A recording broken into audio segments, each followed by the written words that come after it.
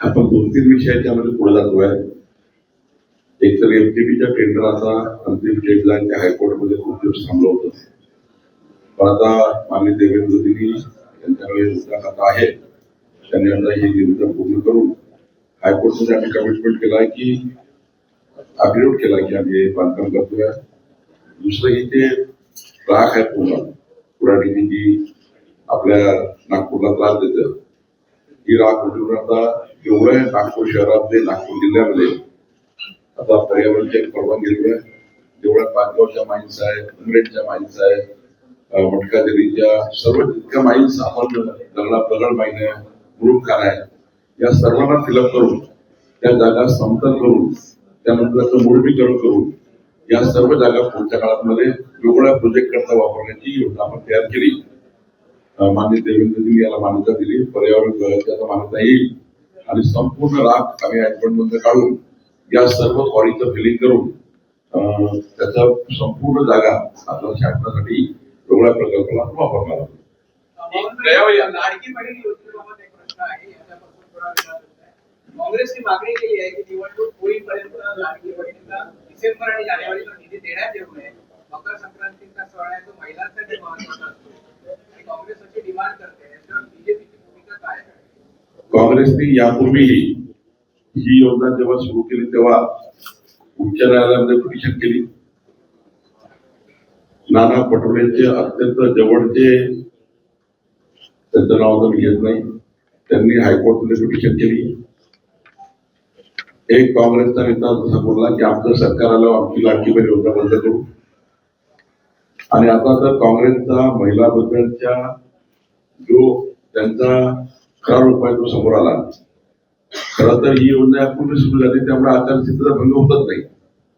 लाडक्या बहिणीची योजना आधी सुरू झाली आहे, त्यामुळे या आचारसंहितेचा त्या योजनेचा संबंध नाहीये. राज्य शासनाची कंटिन्यू योजना आहे.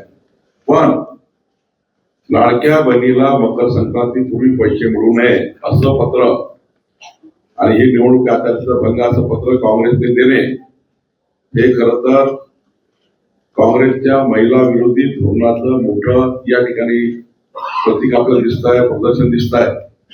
आणि त्यामुळे आम्ही राज्यभर त्याचा निषेध करतो आहे. काँग्रेसने महिलांचे पैसे थांबवण्याकरता जो आज हा अत्यंत चुकीचा पत्र निवडणूक आयोगाला दिला. खरं तर आता आमच्या लाडक्या बहिणी या काँग्रेसला किंचित केल्याशिवाय राहणार नाही, काँग्रेसला हद्दपार केल्याशिवाय राहणार नाही आणि काँग्रेसला खऱ्या अर्थाने जमिनीत गाडल्याशिवाय राहणार नाही. आमच्या महायुतीने या ठिकाणी हा निर्णय घेतला आहे. लाडक्या बहिणीचे पैसे जातील, ते पैसे त्यांच्या हक्काचे आहेत, योजनेचे आहेत आणि ही योजना काही नवीन नाही, ही महानगरपालिकेची योजना नाही, जुनीच योजना आहे. त्यामुळे याचा संबंध महाराष्ट्राच्या एकूण 2.5 कोटी लाडक्या बहिणीची नाही. निवडणुका काही ठिकाणीच आहे, 29 ठिकाणी, पण संपूर्ण राज्याच्या लाडक्या बहिणीचे पैसे थांबवा. संपूर्ण राज्याच्या 2.5 कोटी लाडक्या बहिणीचे पैसे थांबवा. ज्या ठिकाणी आचारसंहिता आहे त्या ठिकाणी थांबवा आणि संपूर्ण राज्यामध्ये त्यांनी हा लाडक्या बहिणीच्या विरुद्ध दहशतवाद तयार केला आहे. हा दहशतवाद आमच्या लाडक्या बहिणी खपवून देणार नाही. भाजप रामाच्या नावाने मतांची भीक मागतं. त्यांनी काम केलं नाही, काम केलं असतं तर रामाच्या नावाने मतं मागण्याची वेळ आली नसती. कोणी म्हटलं? वडेट्टीवारांनी कितीतरी वेळा त्यांच्या भाषणात जय श्रीराम म्हटलाय आणि जेव्हा ते निवडून येतात तेव्हा ते जय श्रीरामच म्हणतात लोकांना. आम्ही कधीही मताचं राजकारण करण्याकरता जय श्रीराम म्हणत नाही. आमच्या रक्तामध्ये, आमच्या मुखामध्ये, आमच्या वाणीमध्ये, आमच्या चालण्यामध्ये, आमच्या बोलण्यामध्ये झोपून उठल्यापासून झोपून जय श्रीराम आहे. आणि आम्ही मनोज वडेट्टीवार आम्हाला जय श्रीरामच्या घोषणेपासून दूर करू शकत नाही. वडेट्टीवार हे मताचे राजकारण करून एका विशिष्ट समाजाच्या मताचे राजकारण करून लागून चालन करण्याचा प्रयत्न करतात आहेत आणि जय श्रीराम आमच्या हृदयात ते काढू शकत नाही. हा आमचा बलस्थान आहे, आमचं हृदयाचं स्थान आहे. आम्ही या ठिकाणी भगवान प्रभू रामचंद्रांची ही जी आमच्या आध्यात्मिक सांस्कृतिक धरोहर आहे ती आम्ही आमच्या बोलण्यात चालण्यातून कायम ठेवून वडेट्टीवारला काही लोकांचं काही धर्माचं लागून चालून करून मत घेण्याकरता वडेट्टीवारचे बोलतात आहे.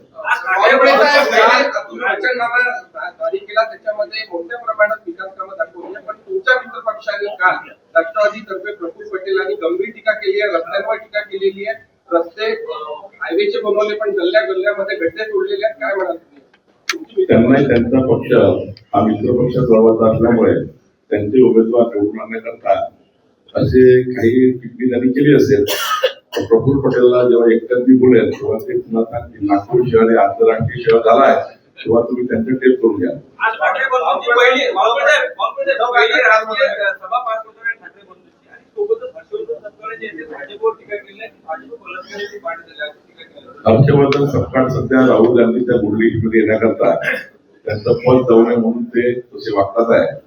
नगरपालिकेच्या वेळी त्यांचा जो पराभव झाला किंचित झाले तेव्हाच त्यांचं पद जाणार होतं, पण आता देवेंद्रजीवर भाजपवर टीका करून राहुल गांधीकडे मेरिट पडवत आहेत, बाकी काही नाही. उद्धव ठाकरे काल म्हणाले की समोर खड्डा आहे हे दाखवणारा मित्र फडणवीसांनी गमावलेला आहे.